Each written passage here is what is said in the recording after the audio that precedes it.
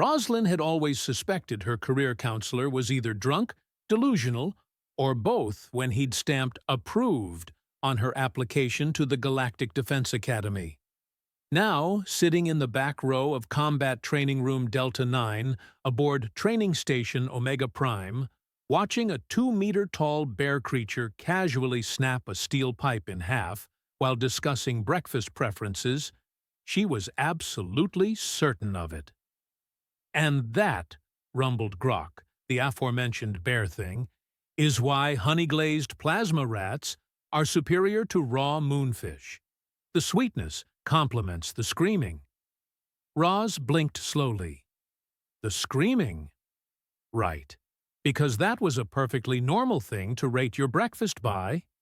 She adjusted her position on the impossibly uncomfortable metal bench and tried to make herself even smaller than her already unremarkable 1.6 meters, which, compared to literally everyone else in this room, made her roughly the size of a houseplant, a very nervous, very human houseplant that had somehow wandered into a gathering of apex predators and was hoping nobody would notice. The irony wasn't lost on her that she'd spent 4 years studying xenobiology and alien psychology, only to discover that her theoretical knowledge meant absolutely nothing when faced with creatures that could tear her limb from limb without breaking a sweat. Assuming they even sweated. She wasn't entirely sure about that particular biological function across species. Cadet Roslyn. The voice that cut through her internal panic belonged to Instructor Brutus, and sweet, merciful physics did that voice carry the promise of violence. Brutus stood at the front of the training room like a monument to everything that had gone wrong in galactic evolution. He was Razorclaw, a species that looked like someone had taken a wolf, made it walk upright, given it opposable thumbs, and then asked it to design its own nightmare fuel upgrade package. His scarred muzzle twisted into what she supposed was meant to be a smile, but looked more like a dinner invitation. For her. As the main course. "Yes, Instructor?" Roz managed, her voice only cracking slightly, which, considering the circumstances, she counted as a personal victory. "Tell the class what you think of Cadet Grok's nutritional philosophy." The room fell silent. Not the comfortable kind of silence you might find in a library, but the predatory kind of silence that happened when large carnivores were deciding whether something was worth eating or just playing with first. Roz could feel 8 pairs of eyes on her. Well, 16 if you counted Thane's double set, and none of them looked particularly friendly. Grok's small, dark eyes held a mixture of curiosity and barely contained hunger. Wisp's vertical pupils dilated slightly, which in Shadowpaw body language meant either intense interest or preparation for a killing strike. Thane's forked tongue flicked out to taste her emotional state, and from the way his head tilted, he was probably getting some interesting readings on her stress hormones. And then there was Finn. Finn was the most terrifying member of their little group, primarily because she looked like someone had crossed a hamster with a grenade and given it military training. Standing barely half a meter tall, covered in rust-colored fur, with oversized eyes that seemed to catalog every weakness in your defenses, she represented everything that was wrong, with judging threats by size. Her species, the Squeakfangs, had earned their reputation by being small enough to infiltrate enemy positions and vicious enough to take down opponents 50 times their size. Currently, Finn was chittering softly to herself, which could mean anything from amusement to bloodlust, and Ross wasn't particularly eager to find out which. "Well," Brutus prompted, taking a step closer, "we're all waiting for the human's expert opinion on proper warrior nutrition." The way he said human made it sound like a particularly unpleasant disease, which, considering the general galactic opinion of her species, wasn't entirely inaccurate. Humans had a reputation for being soft, weak, and generally unsuited for anything more dangerous than filing paperwork. The fact that she was here at all was either a cosmic joke or a clerical error of epic proportions. Roz cleared her throat. "I think," she said carefully, "that proper nutrition is highly species-dependent, and what works for an Ursinian physiology might not translate well to other metabolic systems." Brutus's ears flattened against his skull. Diplomatic. Boring.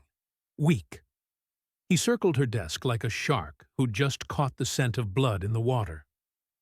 "This is a combat training facility, not a dinner party. In real battle, you don't get to politely discuss dietary preferences with your enemies."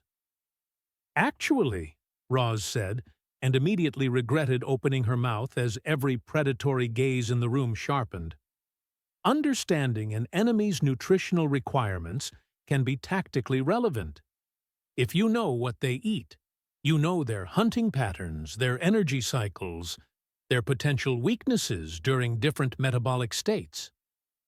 The silence that followed was so complete she could hear the station's atmospheric processors humming in the distance. Then Grok laughed. It was a sound like boulders falling down a mountain, deep and rumbling and somehow pleased. "The little engineer thinks like a hunter?" "Clever," chittered Finn, her voice high and musical. "Very clever. Most prey species don't understand predator logic." Wisp's tail twitched, the shadow paw equivalent of a nod. "She sees the patterns behind the violence." Even Thane, who rarely spoke, hissed something that his translator rendered as "unexpected wisdom from unexpected source." Brutus's expression darkened considerably. His lips pulled back to reveal fangs that had clearly seen use in actual combat, not just training exercises. "Touching," he growled. "The predators think the prey is clever. But cleverness doesn't stop claws. Intelligence doesn't deflect plasma bolts. When the shooting starts, all your pretty theories won't save you from being someone's lunch." He activated the room's holographic display system, and suddenly they were surrounded by a three-dimensional battlefield. Burning ships hung in space around them, weapons fire streaked between virtual obstacles, and the sound of combat filled the air. "Today's exercise," Brutus announced, his voice carrying over the simulated chaos, "is simple survival. Each of you will face a combat scenario designed to test your species' natural advantages. Grok gets close-quarters combat against multiple opponents. Wisp gets stealth infiltration with environmental hazards. Thane gets tactical coordination of scattered forces. Finn gets demolitions work in confined spaces." His gaze settled on Rose with unmistakable malice. "And our human friend gets to learn why her species should stick to making tools instead of pretending to be warriors." The holographic environment shifted around Rose, isolating her in what appeared to be a ship's corridor lined with blast doors and emergency lighting. Red warning signals flashed ominously, and she could hear the distant sound of approaching footsteps. Heavy footsteps. Lots of them. "Standard scenario for human assessment," Brutus explained to the class, though his eyes never left Roz. "Boarding action. Hostile forces closing in. Limited weapons. Limited time. Limited options. Let's see how long our engineer lasts before she breaks." What he didn't mention, and what Roz couldn't possibly know, was that he'd modified the scenario parameters. Where a normal assessment might feature 3 or 4 opponents with training-level weapons, Brutus had programmed in 12 hostiles armed with live-fire plasma rifles. Where the standard drill included multiple escape routes and strategic cover positions, he'd sealed off everything except a narrow kill zone with minimal protection. It wasn't training. It was execution with extra steps. Roz stood in the holographic corridor, her heart hammering against her ribs like it was trying to file a formal complaint with her central nervous system. The approaching footsteps were getting closer, and the emergency lighting cast everything in shades of blood and shadow. She'd signed up for this program because someone in Galactic Fleet Command had decided that humans needed better integration with alien military doctrine. The idea was that human analytical thinking combined with alien combat prowess could create superior tactical units. In practice, it meant she was the galaxy's most expensive lab rat, stuck in a maze designed by creatures who considered violence a form of artistic expression. The first plasma bolt sizzled past her ear, close enough that she could smell the ozone burn. Instinct kicked in, not warrior instinct, because she definitely didn't have any of that, but engineer instinct. She dropped to the pool deck, rolled behind the nearest bulkhead, and started analyzing the situation with the same methodical approach she'd used to debug a malfunctioning hyperdrive. Problem: 12 heavily armed hostiles in a confined space. Available resources: 1 plasma pistol with a half-charged power cell, whatever she could jury-rig from her surroundings, and approximately 30 seconds before they reached her position. Objective: survive long enough to prove she belonged here, even though she was becoming increasingly certain that she absolutely did not. The footsteps were close enough now that she could hear individual boot treads against the deck plating. Time to find out if 4 years of theoretical xenobiology and a lifetime of fixing broken machines was enough to keep her from becoming a very embarrassing footnote in Galactic Defense Academy history. Behind the safety barrier that separated the observation area from the training zone, 4 young predators watched their unlikely friend face impossible odds. And for the first time since arriving at Omega Prime, they began to understand that sometimes the most dangerous thing in the room wasn't the one with the biggest claws. Sometimes it was the one everyone underestimated. 3 weeks earlier, Roz had made what was arguably the most dangerous decision of her life. She'd offered Grok a chocolate bar. Not because she was trying to make friends, though that would have been the smart play, but because the massive Ursinian had been staring at her emergency rations with the kind of focused intensity usually reserved for mathematical proofs or incoming missiles. And Roz, being fundamentally incapable of watching someone go hungry, had made the spectacularly stupid decision to share. The result had been nothing short of miraculous. Grok's expression had shifted from mild curiosity to religious awakening as the cocoa hit his taste buds. His eyes had rolled back. He'd made a sound like a landslide having an emotional breakthrough. And then he'd spent the next 20 minutes describing the experience in terms that would have made a food critic weep with envy. "Sweet pain," he'd rumbled, clutching the wrapper like it contained the secrets of the universe. "Bitter joy. How do humans create such perfect contradiction?" Word had spread. Within days, Roz found herself running an underground chocolate distribution network that would have made smugglers jealous. Wisp had developed an addiction to dark chocolate that bordered on the philosophical. Thane had declared milk chocolate a tactical advantage in liquid form. And Finn, well, Finn had gone completely feral for anything with nuts, which was both adorable and terrifying in equal measure. But the chocolate had been just the beginning. It turned out that while the cubs were absolutely lethal in matters of tooth and claw, they struggled with what humans would consider basic problem-solving. Not because they weren't intelligent, they were scary smart, but because their education focused on direct action rather than lateral thinking. Take the infamous airlock incident. Instructor Brutus had presented them with a tactical puzzle. Their ship was damaged, life support was failing, and they needed to reach the escape pods. The catch? The main corridor was blocked by debris, the ventilation system was flooded with toxic gas, and the secondary passages were crawling with hostile drones. Standard Predator solution. Fight through everything, Accept casualties.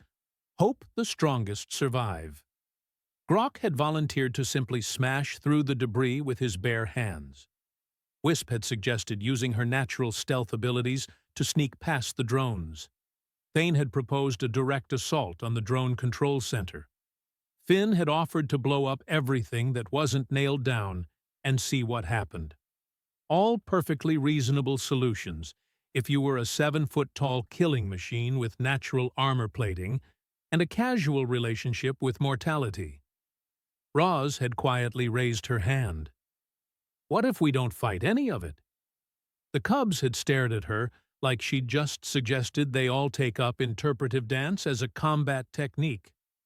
"Explain," Brutus had growled, clearly anticipating the opportunity to publicly humiliate whatever nonsense the human was about to propose.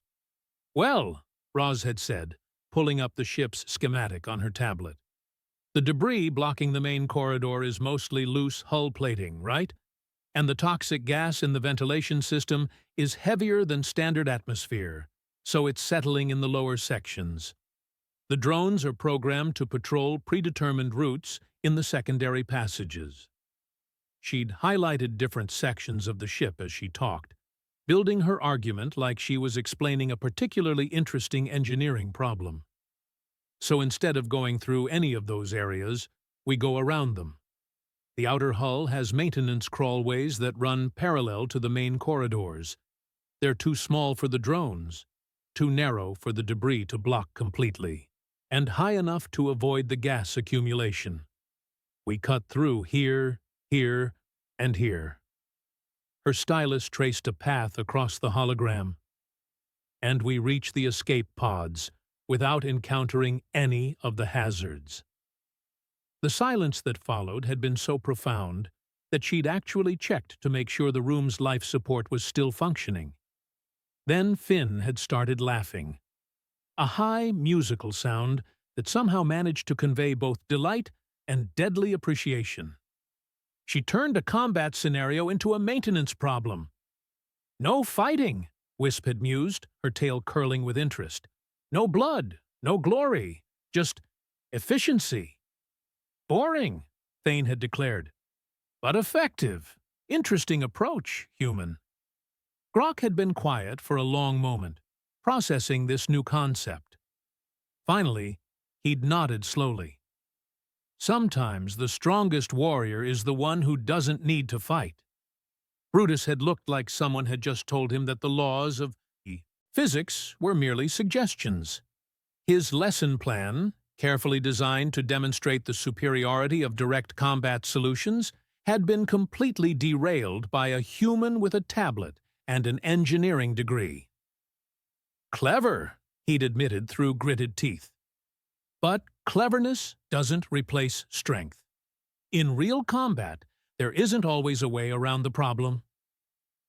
He'd been making that point with increasing frequency ever since. Every training exercise became an opportunity to demonstrate human inadequacy. Combat drills that mysteriously had no technical solutions, strategic scenarios where the only winning move was overwhelming force, equipment that seemed to malfunction whenever Roz tried to use it. The message was clear. Humans were support staff, not warriors. They belonged in engineering bays and research labs, not on battlefields. The cubs, however, had started coming to different conclusions. It began with small things. Wisp asking about human stealth techniques. Apparently, humans were surprisingly good at not being noticed when they didn't want to be. Thane requesting clarification on human pack dynamics, fascinated by how humans could coordinate complex activities without dominance hierarchies. Finn wanting to understand human tool use, amazed by the variety and complexity of devices humans created to solve problems. And Grok. Grok had become genuinely curious about human emotional responses to combat stress, which was both flattering and deeply concerning, because it meant he was paying attention to how thoroughly terrified she was during every single training exercise. "Human fear smells different," he'd observed one afternoon, in the same tone someone might use to comment on the weather. Not prey panic, calculating fear. You're afraid, but you're still thinking. That's probably because I don't have any other options, Roz had replied. When you're physically outmatched by literally everyone around you, thinking is pretty much all you've got. Most prey stops thinking when predators appear, Wisp had added, materializing out of what Roz could have sworn was empty air. The Shadowpaw had a disturbing habit of appearing without warning, which was apparently hilarious to her and aged Roz by approximately 6 months every time it happened. They run, or freeze, or submit. You do none of these things. I'm too stubborn to run, too curious to freeze, and too stupid to submit, Roz had said. It's not courage, it's a character flaw. Thane had made the hissing sound that passed for laughter among his people. Interesting character flaw. Most humans we've encountered display standard prey behaviors. Most humans you've encountered probably weren't dumb enough to sign up for predator training, Roz had pointed out. That had been the moment, though she hadn't realized it at the time, when everything had started to change. Because while Roz thought she was just making conversation, the cubs were starting to see her differently. Not as prey trying to mimic predator behavior, but as something else entirely. Something that didn't fit into their traditional categories of threat assessment. Brutus, unfortunately, had noticed the shift as well. His training methods became increasingly targeted, increasingly personal. Where before he'd simply ignored the human in favor of training real warriors, now he seemed determined to prove her worthlessness to the cubs who were beginning to see her as something other than a walking snack. The breaking point had come during what Brutus had cheerfully called motivational combat conditioning. The exercise was simple. Each cadet would face a progressively difficult series of combat drones while the rest of the class observed. Standard training protocol called for the drones to be set to training mode, painful but not permanently damaging. Educational bruising, as Brutus liked to call it. Grok had gone first, charging through his opponents with the kind of joyful brutality that made Roz question her life choices. The drone's training-level weapons had barely scratched his thick hide, and he'd dismantled them with his bare hands while humming what she assumed was an Ursinian battle hymn. Wisp had been pure liquid death, flowing between her opponents like smoke given malevolent purpose. The drones hadn't even seen her coming. Thane had treated his exercise like a chess match, using the environment and the drones' own positioning against them in a display of tactical thinking that was genuinely beautiful to watch. Finn had simply blown everything up and called it a day, which was both efficient and deeply unsettling. Then it had been Ross's turn. She'd stepped into the combat zone expecting the usual humiliating but survivable experience. Instead, she'd found herself facing drones that moved too fast, hit too hard, and showed absolutely no interest in the concept of training mode. These weren't education tools. They were weapons set to kill. The first bolt had missed her head by centimeters. The second had punched a hole through the wall where she'd been standing a heartbeat earlier. By the third shot, she'd realized that someone had very deliberately tried to murder her under the guise of training. She'd survived through a combination of pure panic, engineering knowledge of drone behavioral algorithms, and the kind of desperate creativity that only emerged when death was actively trying to schedule an appointment with your face. When the exercise ended, with Roz alive but shaking, her uniform scorched, and her dignity in tatters, Brutus had smiled that terrible smile and said, "Adequate performance for a support class species." The cubs had been unusually quiet for the rest of that day. But that night, as Roz had sat in the station's observation lounge trying to process the fact that someone had actually tried to kill her, Grok had approached with something she'd never seen before: uncertainty. "Human Rose," he'd said, settling his massive bulk into a chair that creaked ominously under his weight. "Question for you." "Shoot," she'd said, then immediately regretted the word choice given recent events. "In today's exercise, your stress scent was different. Not prey panic, battle focus. But you're not trained for combat." Roz had considered her answer carefully.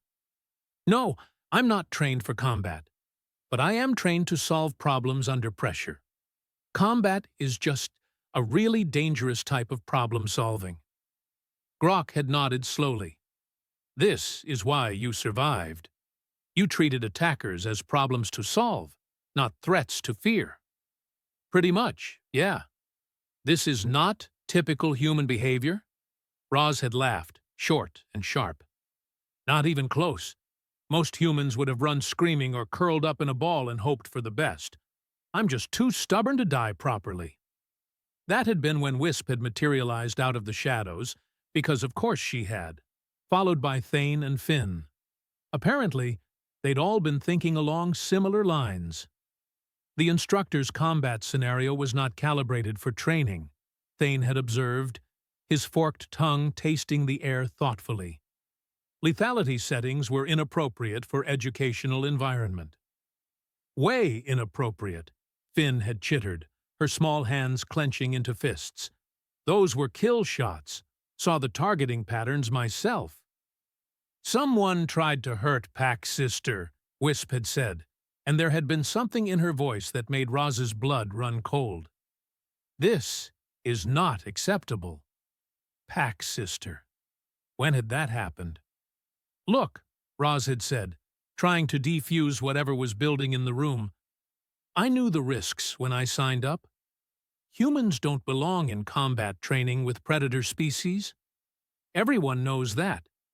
Maybe Brutus was just trying to prove a point."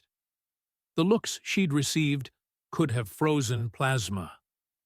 "Pack Sister Roz," Grok had said, his voice carrying a rumble of barely contained anger.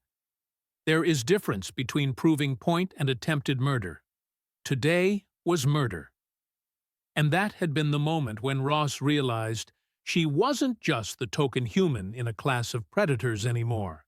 Somehow, without her noticing, she'd become something much more dangerous. She'd become family, which meant that Instructor Brutus had just made the kind of tactical error that experienced warriors usually didn't live long enough to regret. Because while attacking a human might be considered educational, attacking someone these cubs had claimed as Pack was about to become a lesson in why you should never, ever underestimate the loyalty of predators who decided you were worth protecting. Brutus, unfortunately, was about to learn this lesson the hard way.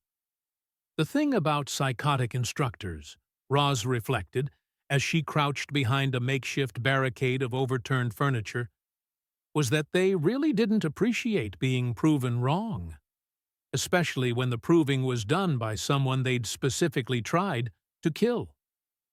2 weeks had passed since the drone incident, and Brutus had spent every single day of those 14 rotations making it crystal clear that his failure to murder her had been a temporary setback, not a change of heart. His training exercises had become increasingly creative in their attempts to separate Roz from her continued existence. Gravity chambers that mysteriously malfunctioned when she was inside. Weapon systems that developed targeting errors only when she was downrange. Combat simulations that seemed to think training mode was just a polite suggestion. Through it all, the cubs had grown increasingly protective and increasingly angry. Grok had taken to positioning himself between Roz and Brutus during briefings, a wall of muscle and barely controlled violence that made conversations awkward for everyone involved. Wisp had started following Brutus through the station's corridors like a furry shadow with homicidal tendencies, just close enough to remind him that she could end him whenever she felt like it. Thane had begun questioning every training scenario in exhaustive detail, forcing Brutus to justify his choices in front of the other instructors. And, Finn. Well, Finn had started leaving small explosive devices in places where Brutus would find them, armed with timers set to go off just long enough after discovery to make him wonder if next time they'd be on a shorter fuse. It was, Roz had to admit, probably the most comprehensive psychological warfare campaign in Academy history. And it was being conducted by teenagers. But Brutus was nothing if not persistent. And today, he'd finally lost whatever remained of his patience with the whole situation. Advanced Combat Assessment, he'd announced that morning, his smile sharp enough to cut glass. Individual evaluation under realistic battlefield conditions. The other cubs had exchanged glances. By now, they knew that when Brutus used the word realistic, he meant potentially fatal. Cadet Roslin, Brutus had continued, and there had been something in his voice that made every predator in the room go very, very still. You'll be first. Which was how Roz found herself in Training Bay Alpha, facing what the computer cheerfully described as a live combat scenario, urban warfare, difficulty maximum, safety protocols disabled. Safety protocols disabled, because apparently someone had decided that the best way to evaluate a human's combat readiness was to remove all the safeguards that prevented trainees from becoming casualties. The training bay had been transformed into a perfect replica of a war-torn city. Shattered buildings stretched up into artificial darkness, their broken windows staring down like empty eye sockets. Smoke drifted between the ruins, carrying the acrid smell of burned metal and worse things. And somewhere in that maze of destruction, an unknown number of combat drones waited with weapons that were very definitely not set to training mode.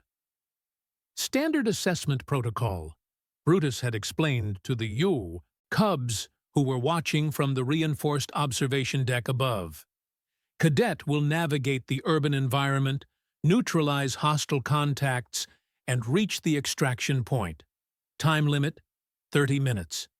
Failure conditions, injury requiring medical attention, or failure to reach extraction. What he hadn't mentioned was the third failure condition, death, which, given the safety protocol situation, was looking increasingly likely. Roz checked her equipment one more time. One plasma rifle with 2 power cells, one sidearm with a single charge pack, a basic medical kit, a multi-tool that was designed for fixing things, not breaking them, and her engineering tablet, which was about as useful in combat as a strongly worded letter. Through the observation deck's reinforced transparasteel, she could see the cubs watching with expressions that ranged from concerned to homicidal. Grok's hands were clenched into fists, large enough to serve as blunt weapons. Wisp's pupils had contracted to vertical slits, which usually meant she was calculating optimal strike zones. Thane's tongue flicked out repeatedly, tasting the emotional tension in the air. And Finn was vibrating slightly, which in squeak-fang body language indicated either extreme excitement or preparation for explosive violence. Assessment begins now, Brutus announced. The training bay's entrance sealed behind her with a finality that would have been ominous even under normal circumstances. Emergency lighting cast everything in shades of red and shadow, and the distant sound of mechanical movement suggested that the drones were already converging on her position. Ross took a deep breath, centered herself, and tried to remember everything she'd learned about staying alive in hostile environments, which, admittedly, had all been theoretical until about 30 seconds ago. The first drone appeared as she rounded a corner between 2 collapsed buildings. It was sleek, predatory, and armed with enough firepower to level a small building. Its targeting laser painted a red dot directly over her heart.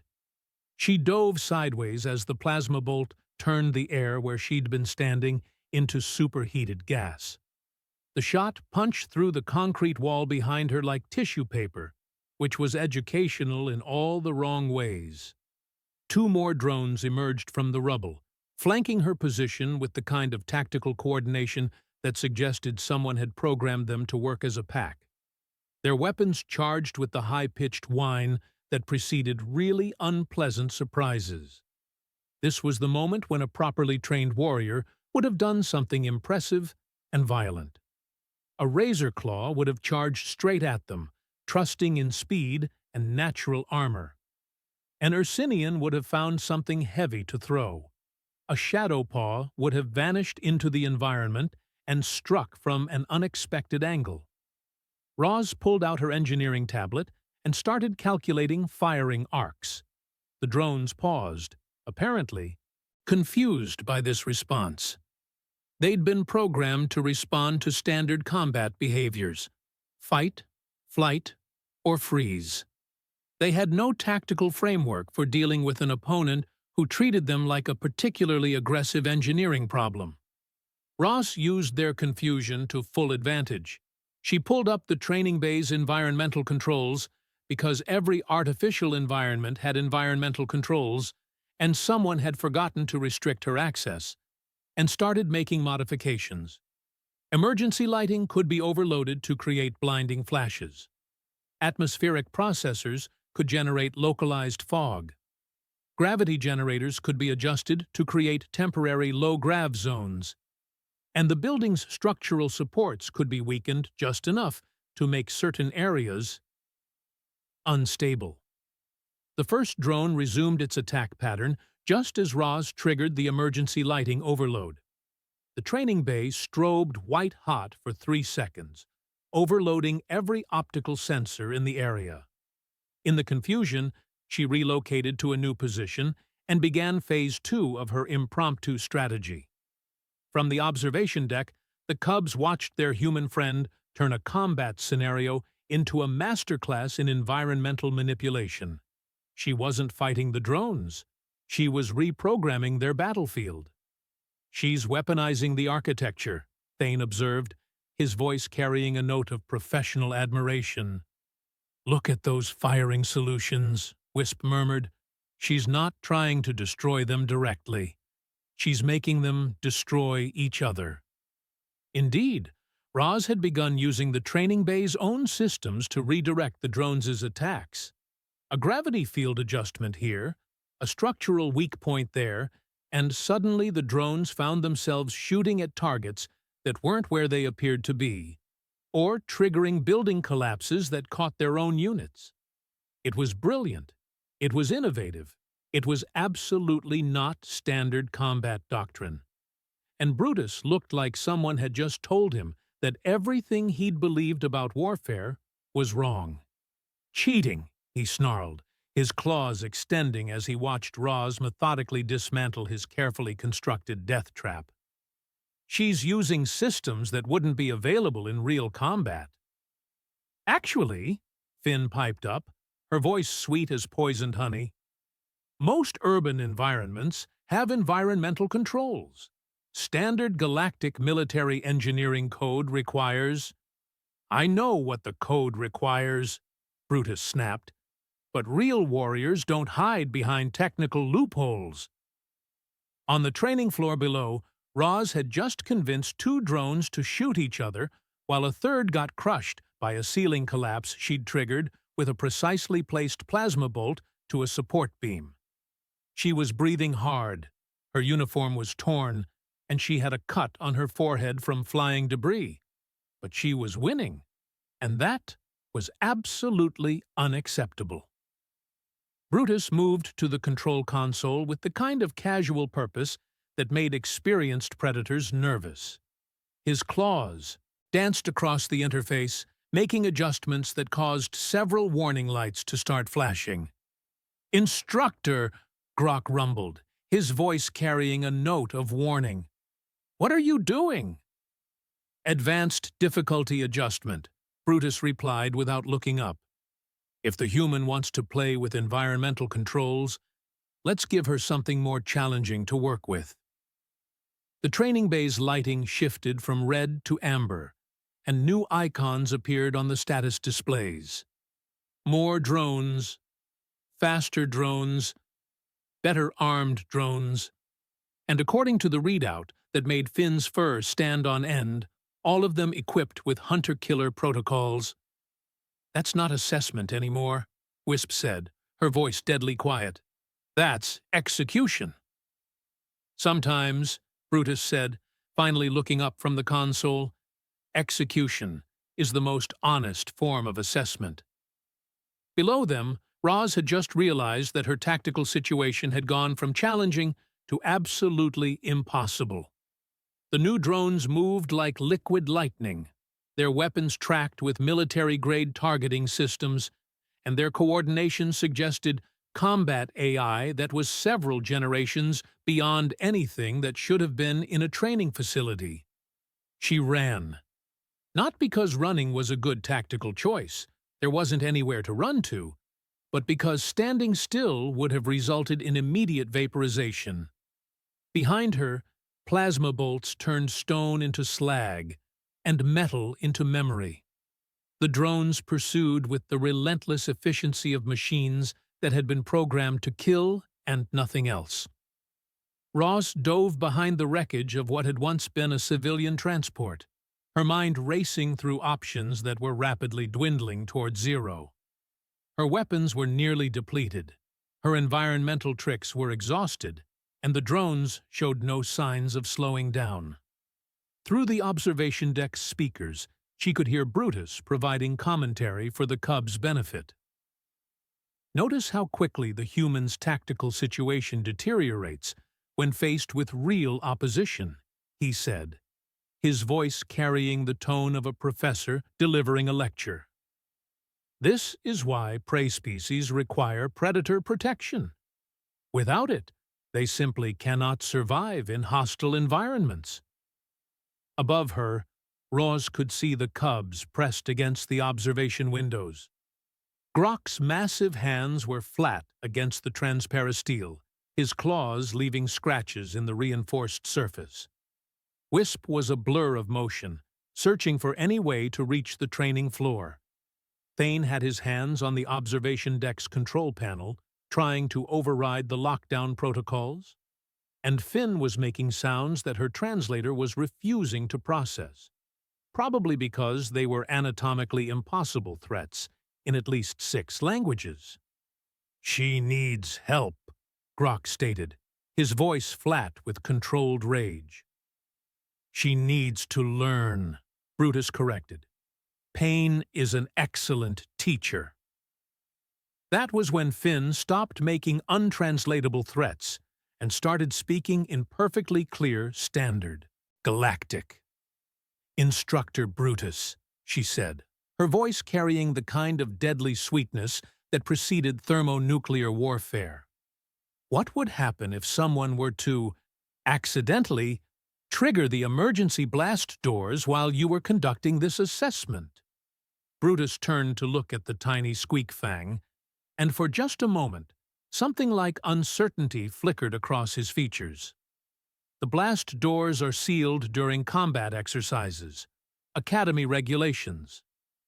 "Oh, I know about Academy regulations," Finn replied, her oversized eyes glittering with malicious intelligence.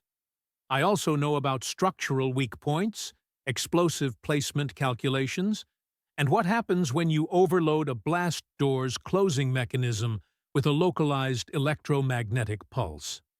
Wisp's tail began to twitch rhythmically. "And I know about ventilation system access points that aren't covered by security protocols."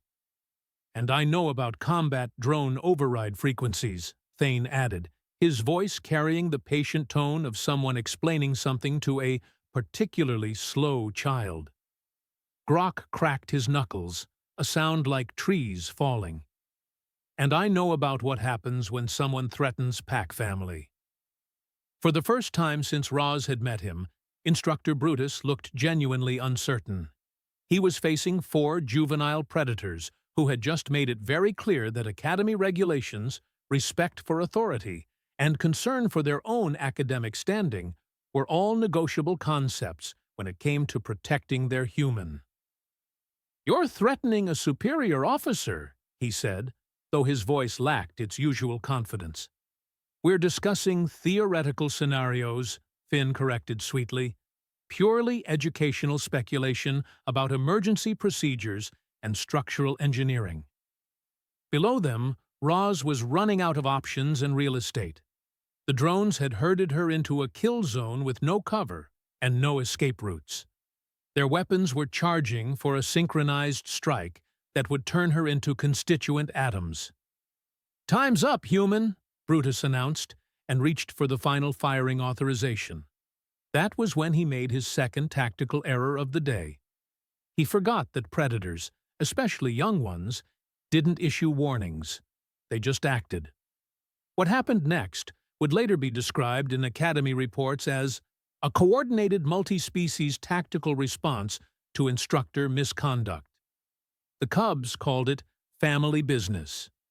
Rose, when she finally stopped shaking enough to give her statement, called it the most terrifying display of synchronized violence she'd ever witnessed.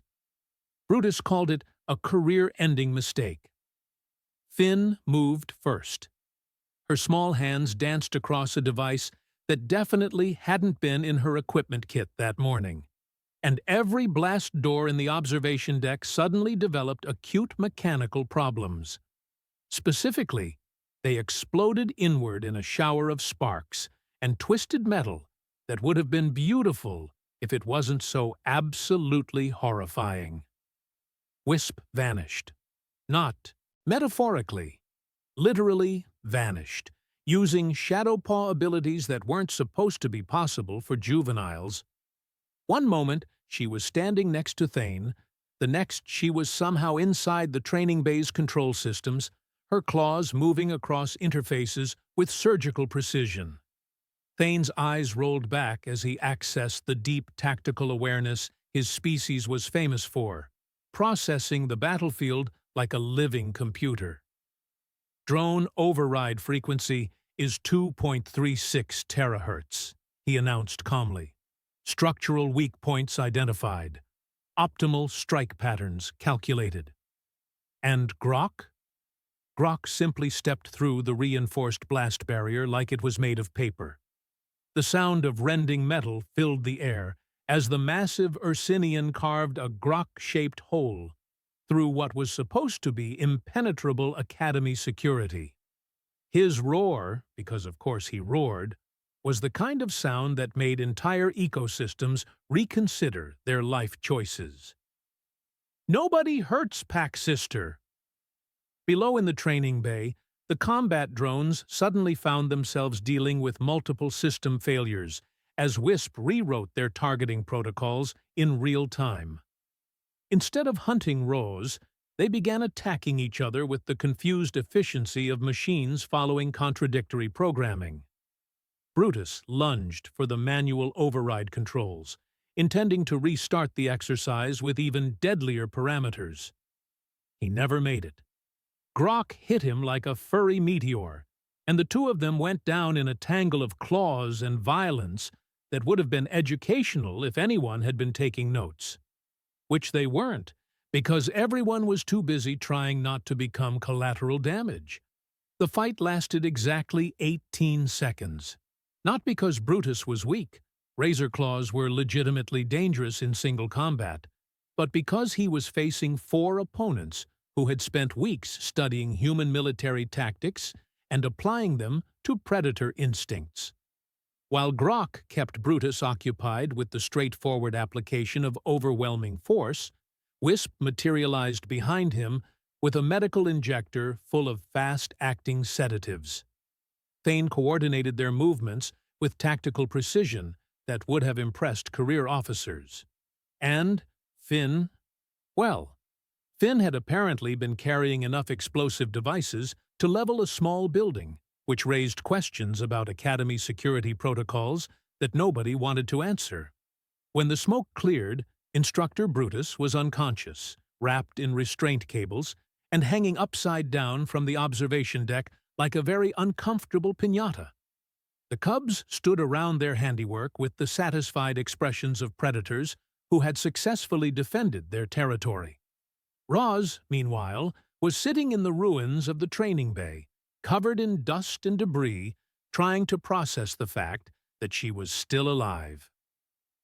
"Pack sister okay?" Grok inquired, his voice gentle despite the fact that he was still holding a piece of the blast door he'd torn through. Yeah, I'm okay," Roz managed, "but you guys just assaulted a superior officer. That's got to be against regulations." "Probably," Wisp admitted, reappearing with the casual nonchalance of someone who had just committed multiple felonies for perfectly reasonable family-related reasons. "Definitely," Thane corrected, "but regulations assume superior officers don't attempt murder of subordinates. Besides," Finn added cheerfully, "they can't punish all of us without creating diplomatic incidents with our homeworlds." That was when Commander Holt arrived with a security team and what appeared to be most of the Academy's senior staff. He took one look at the unconscious instructor, the destroyed training bay, and the 4 cubs standing protectively around their human friend, and made the kind of executive decision that separated good commanders from court-martial candidates. "I see nothing here except a training accident," he announced loudly enough for the security recorders to catch. "Instructor Brutus will be transferred to a medical facility for observation. The Cubs will receive commendations for their quick thinking during an emergency situation." He paused, looking directly at Rose. "And Cadet Roslyn will be reassigned to Advanced Tactical Theory, effective immediately. Apparently, she has some insights worth sharing." 6 months later, Roz stood in front of her first class of mixed-species military cadets, watching a room full of young predators who were about to learn that the most dangerous thing in the galaxy wasn't always the one with the biggest teeth. Sometimes it was the one everyone underestimated, backed up by friends who understood that family wasn't about species. It was about choice.